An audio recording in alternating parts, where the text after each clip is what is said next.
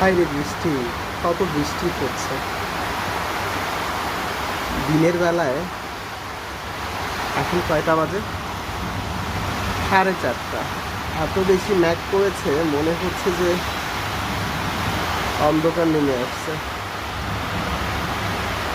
নবী করিম সাল্লাল্লাহু আলাইহি ওয়াসাল্লাম এই ঝড় বৃষ্টির সময় দোয়া করতেন, হায় আল্লাহ, আমার উম্মতের প্রতি কোনো গজব না নেমে আসে, এই জন্য পানাহা চাইতো। আর আমরা সবাই এই ঝড় বৃষ্টি ছাড়লে আনন্দ ভক্তি করি, মজা করি।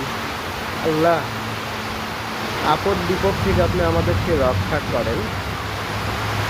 হে আল্লাহ, আপনি আমাদের প্রতি কোনো আযাব দিয়েন না, আপনার গুনাহগার উম্মতকে ক্ষমা করে দেন। আমিন।